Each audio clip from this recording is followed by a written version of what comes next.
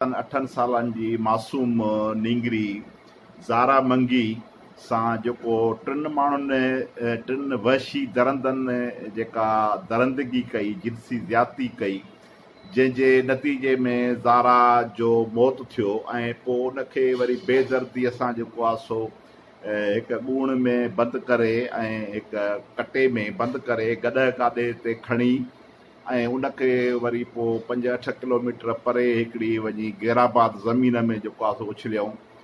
ऐं 2-3 कलाकनि खां पोइ ज़ारा मंगीअ जी जेका वालदीन हुया उहे परेशान थिया त असांजी नंढड़ी ही काॾे वई आहे ऐं यको कोन मोटी आहे, खीर वठण वई पासे में जेको आहे सो मोरियुनि जो घर हो, पोइ छो न मोटी।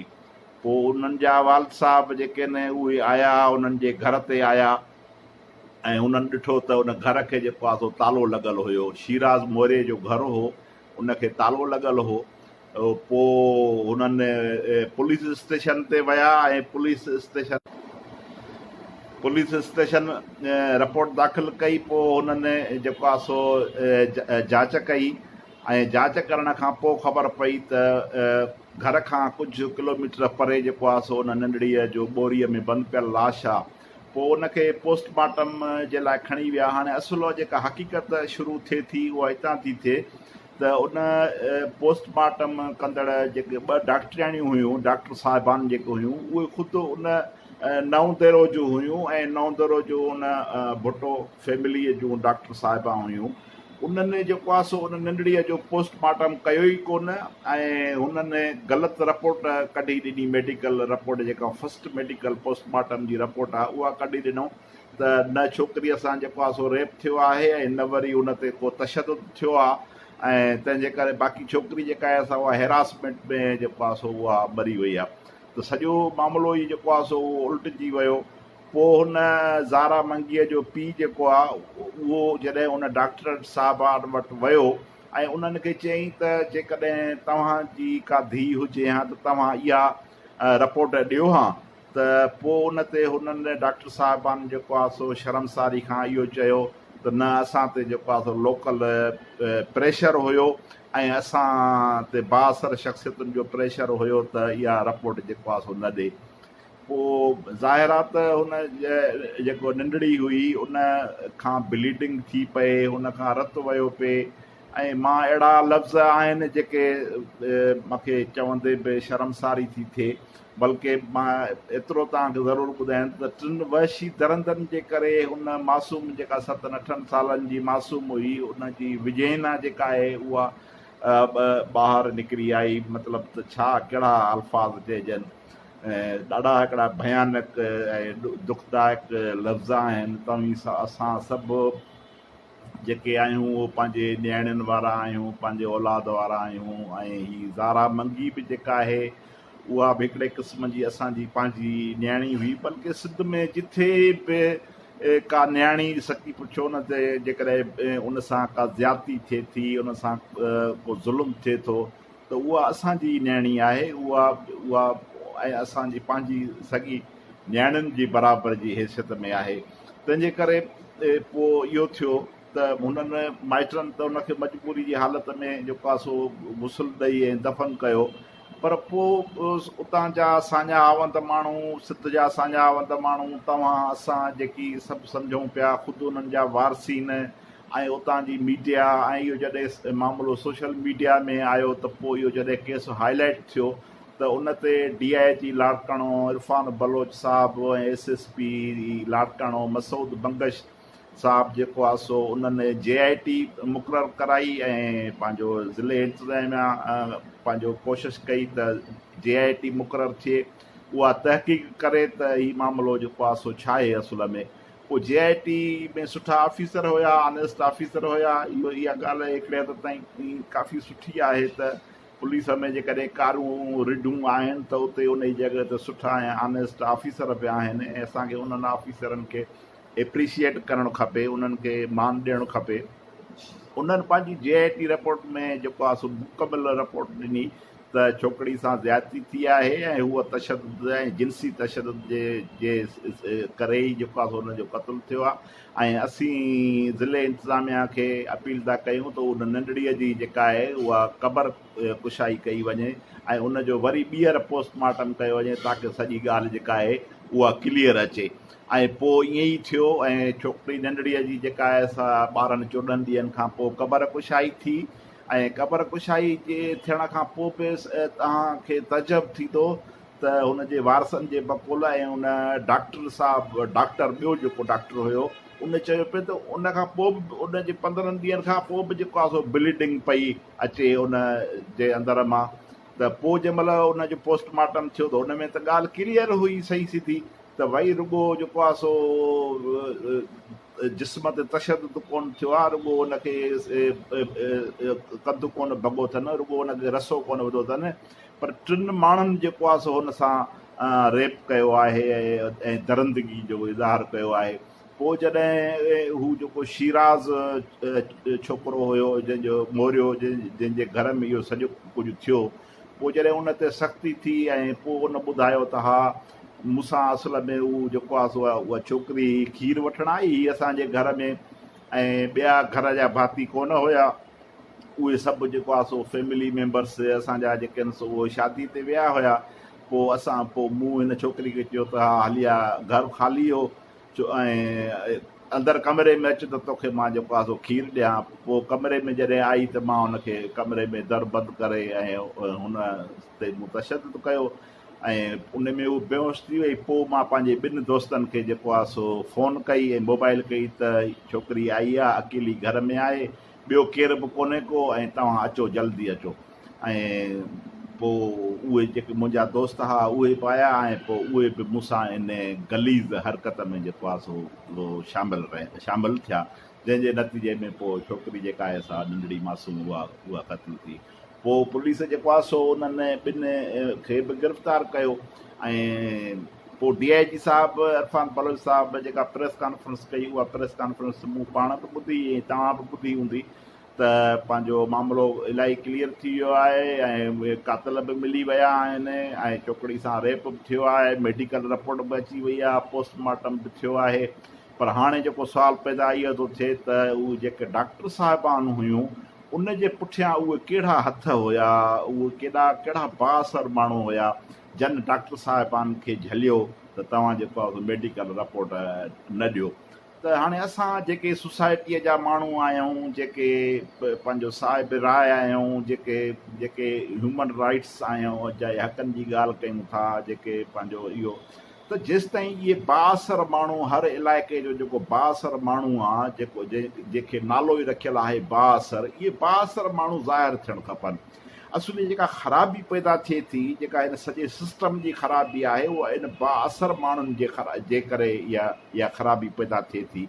त पंहिंजो DIG साहिबु उन महिल त चयो ऐं वाइदो कयईं त असां उहे उन डॉक्टरियाणियुनि जे थ्रू जेको आहे सो इहा जांच कंदासूं त इहे बासर माण्हू कहिड़ा हुया ऐं असीं इन डॉक्टरियाणियुनि खे बि इन सॼे केस में जेको आहे सो इन्वेस्टिगेशन में आणींदासूं ऐं हुनखे बि चालान कंदासूं। ठीकु आहे, भली तव्हां कयो, पर इहो असांजो जेको मेन मुतालबो आहे असांजी हिन समूरी ही सोसाइटीअ जो। ऐं अॼु जेको असां ट्विटर ते वेठा आहियूं उहो हींअर ट्रेंड हले पियो हेश जस्टिस फॉर ज़ारा मंगी, जंहिंमें असां 20-25 दोस्त जेके आहियूं उहे ट्विटर ते पंहिंजो उहो ट्रेंड हलायूं पिया।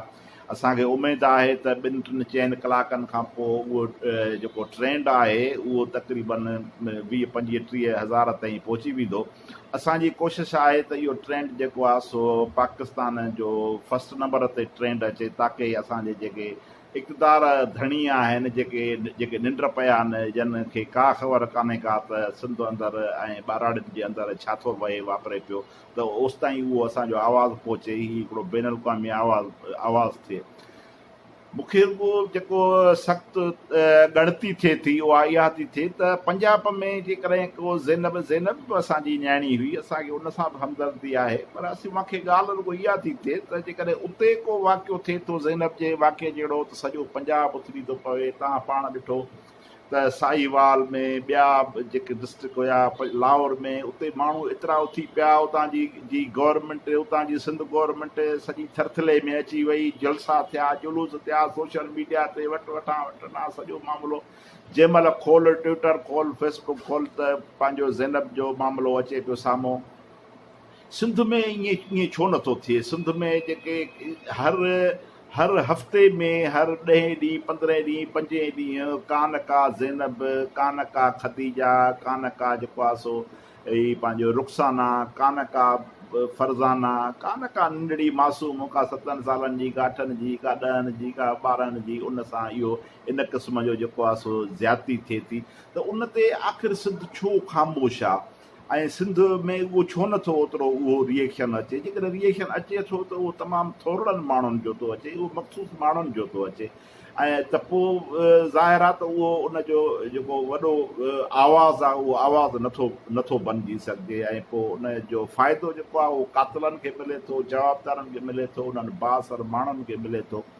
त असां जेके अॼु पंहिंजो ही दोस्त जेके शुरू थिया आहियूं, पंहिंजो थाईलैंड मां समानी अबड़ो आहे, उहा ह्यूमन राइट्स ते ऑलरेडी उहा उते ऑलरेडी कमु करे पई। ऐं ॿिया बि जेके दोस्त आहिनि, अली पल आहे, पंहिंजो सनम मंगी आहे खैरपुर मीरस खां कुंभ खां, ऐं पंहिंजो ख़ुदा ॾिनो शाह साहिबु आहे, पंहिंजो बदीन सां बि उनजो वास्तो आहे, कराची में रहे थो ऐं इंजीनियर आहे खलील बुरगड़ी साहिबु, उहो बि जेको आहे सो बदीन जो आहे, हैदराबाद में बि रहे थो। ऐं ख़ालिद कोरी साहिबु आहे, उहो पंहिंजो कराची में रहे थो। सईद सांगरी आहे, ट्विटर ते तमामु घणो एक्टिव आहे, उहो बि जेको आहे सो उन मामले में तमामु घणो एक्टिव आहे। ऐं इलाही उन पंहिंजो राबेल सियाल आहे ऐं ॿिया नाला मां उन्हनि खां मोज़रत कंदुसि, मूंखे नाला जेसि ताईं उहे ज़हन में अचनि। त इहे दोस्त असीं गॾिजी ट्विटर ते अचूं पिया ऐं इहो गॾिजी जेको आहे सो ट्रेंड हलायूं पिया। ट्विटर जी ॾाढी हिकिड़ी अहमियत आहे, उन ते ई सभु पाकिस्तान जी सॼी जेका मशीनरी आहे, इक़्तिदार जा जेके धणी आहिनि, उहे सभु उते वेठा आहिनि। ऐं ट्विटर अहिड़ी शइ आहे जंहिंजो आवाज़ु आलमी सतह ताईं वञे थो। तंहिंजे करे मां बि सिंधी माण्हुनि खे जेको आहे सो इहा अपील कंदुसि या रिक्वेस्ट कंदुसि त उहे महिरबानी करे ट्विटर ते अचनि, सोशल मीडिया खे पंहिंजो हथियार बनाइनि। ऐं मां इलाही टाइम सोशल मीडिया खे ॾियां थो ऐं उन में मुंहिंजो एक्सपीरियंस बि थियो आहे। सची ॻाल्हि इहा आहे त मूंखे कंहिं महिल महसूसु थींदो आहे त हाणे सोशल मीडिया ते बि असां खां ॿिया वधीक ॿियनि सूबनि जा माण्हू वधीक गोए खणंदा था वञनि। ऐं असीं उन में बि उनखे बि पोइते पिया वञूं। कुझु माण्हुनि जे नेगेटिव मामलनि जे करे असां जहिड़ो कर असांजो जेको लिखियो पढ़ियो माण्हू आहे, जेको संजीदा माण्हू आहे, जेको सीरियस माण्हू आहे, उहो सोशल मीडिया खां परे थींदो पियो वञे। ऐं पंहिंजो न वधि में वधि वाच जी नज़र ताईं उनजी वाच आहे पर उनजो कंट्रीब्यूशन कोन्हे को, उनजो कंहिं मामले ते कमेंट कोन थो अचे, लाइक कोन थी अचे। उनजे जेको असांजो जेको सीरियस माण्हू आहे उनजी ID ठहियलु आहे, अकाउंट ठहियलु आहे, पर उहो सिर्फ़ु वाच जे हद ताईं आहे। उहो उन इशू खे पंहिंजे अंदर जो इशू करे नथो खणे। हालांकि सर्वे मुताबिक़ सिंध में जेको आहे सो तक़रीबन 80 खां 85 90 लख माण्हू जेके आहिनि उहे नेट ते वेठा आहिनि। ऐं उन में 50-60 लख माण्हुनि जो जेको आहे उहो फेसबुक ते वेठो आहे। 10-15-20 लख माण्हू इंटरनेट ते वेठा आहिनि। 10-15-20 लख माण्हू जेके आहिनि सो ईमेल, इंस्टाग्राम ऐं यूट्यूब ऐं ॿियनि सोशल वेबसाइट्स ते वेठा आहिनि। पर उहे जेके आहिनि सो उन्हनि जो जेका वधीक जेका दिलचस्पी आहे उहा ज़ाती दिलचस्पी आहे, शादियुनि जा फ़ोटू रखणु उहो ठीकु आहे, उहो ज़रूरी आहे, मां उनजो इनकारी न आहियां। ज़ाहिर आहे सोशल मीडिया आहे हिकिड़ो कंहिं हद ते इंटरटेनमेंट बि आहे त उहो बि हुजणु खपे। पर ही क़ौमी इशू जेको आहे परायनि जेके ॿियूं न्याणियूं आहिनि जिन सां ज़ुल्म थो थिए, उनखे यार घटि में घटि पंहिंजे न्याणीअ जो करे तव्हां केस खणो ऐं इन क़ौमी इशूज़ ते तव्हां जेको आहे सो उहा अॻु भराई पैदा कयो। त असां जेका लातालकी कयो था पंहिंजे समाज खां, पंहिंजे वतन खां, पंहिंजे धरतीअ खां, पंहिंजे माण्हुनि खां जेको लातालकी जो इज़हार कयूं था, इहा लातालकी ॾाढी ॾाढी ख़राबु आहे। जॾहिं क़ौमुनि में सीरियस ऐं संजीदह माण्हुनि जी जॾहिं क़ौमी मसइलनि खां लातालकी थींदी आहे त उन क़ौम जे आॾो मुक़दर में ॾाढी जेके आहिनि सो बदनसीबियूं लिखिजी वेंदियूं आहिनि।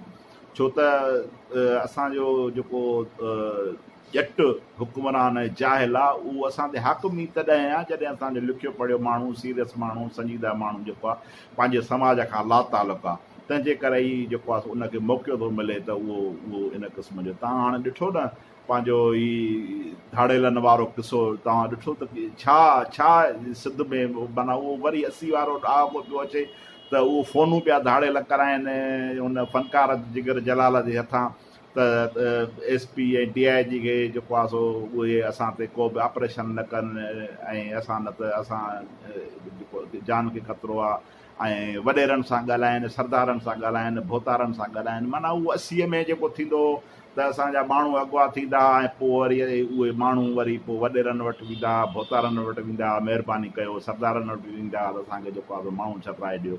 ऐं रियासत जहिड़ो कर सफ़ा जेको आहे उहा लातालक हूंदी हुई। त मूंखे हर वक़्तु इहो ख़दशो थो रहे त किथे सिंध में वरी न इन क़िस्म जी का सूरत हाल पैदा थिए। ऐं असांखे ॾाढो डपु थो थिए त जेकॾहिं वरी इन क़िस्म जी सूरत हाल खे पैदा कयो वियो त इहो सिंध जे लाइ ॾाढो ॾाढो भयानक हूंदो, ॾाढी ऐं असीं रेज़िस कंदासूं इन सॼी सूरत हाल खे। छो त हीअ जेका स्टेट आहे उहा असांखां टैक्स वठे थी, असांजे पैसनि ते पलिजे थी। हीअ जेके ऑफिसर्स आहिनि उहे अवाम जा ख़ादम आहिनि, उहे सर्वेंट आहिनि। तंहिंजे करे रियासत जो फ़र्ज़ु आहे त उहा अवाम जो डिफेंस करे ऐं असांखे हिननि जेके सरदारनि ऐं वॾेरनि ऐं भोतारनि जे पेरनि में न उछले। ऐं जेकॾहिं को धाड़ेल पंहिंजो असांजे कंहिं माण्हू खे अॻुवा करे थो वञे त इहा ज़िमेवारी रियासत जी आहे मोटाइण जी। इहा कंहिं भोतार ऐं कंहिं वॾेरे जी ज़िमेवारी न आहे त माण्हू वञनि ऐं कंहिं भोतार ऐं वॾेरे खे वञी मिंटूं कनि। त हीअ जेकॾहिं तव्हां समूरा दोस्त इहा लातालकी कंदव त पोइ सची ॻाल्हि ॿुधंदव त पोइ इहो जंगल जो कानून, पोइ इहो वॾेरनि जो कानून ऐं पोइ इहो धाड़ेलनि जो कानून जेको आहे उहो असांजे मथां राइज थींदो वेंदो। तंहिंजे करे अचो हींअर जेकी बि दोस्त वेठा आहिनि ऐं मूंखे ॿुधनि था उहे सभु दोस्त ट्विटर ते अचनि, ट्विटर ते अकाउंट ठाहिनि पंहिंजो, ट्विटर खे एक्टिव थियनि। ऐं ॾाढो ट्विटर सुठी हिकिड़ी पंहिंजो मोबिलाइज़ेशन जो आहे, ॾाढो आवाज़ु आहे। उन ते ही ट्रेंड वारो जेको आहे हेश ट्रेंड, उहो हेश ट्रेंड आहे जस्टिस फॉर ज़ारा मंगी। अचो सभु दोस्त उन में शामिलु थियो त जीअं असां राति ताईं 12-1-2 बजे ताईं इन ट्रेंड खे जेको आहे हाईलाइट कयूं, जेको पाकिस्तान जो वॾे में वॾो ट्रेंड थी वञे। तव्हां दोस्तनि जो तमामु घणियूं महिरबानियूं जो तव्हां अॼु दोस्त मौक़ो ॾिनो त तव्हां सां डायरेक्ट ॻाल्हि ॿोल कजे। ऐं बसि रुॻो इहो थिए त हीअ जेका लातालकी आहे इहा लातालकी ख़तमु थिए, पंहिंजे क़ौम जा, पंहिंजे वतन जा, पंहिंजे धरतीअ जा ऐं पंहिंजे मिसकीन माण्हुनि जा, पंहिंजे मज़लूम नियाणियुनि जा, जेके रोडनि ते, जेके घरनि में पंहिंजो क़त्ल थियूं थियनि, जिन सां रेप था थियनि, ज़्यादतियूं थियूं थियनि, उन्हनि जा धणी थी बीहूं, उन्हनि जी वारसी कयूं। महिरबानी दोस्तो, जय सिंध।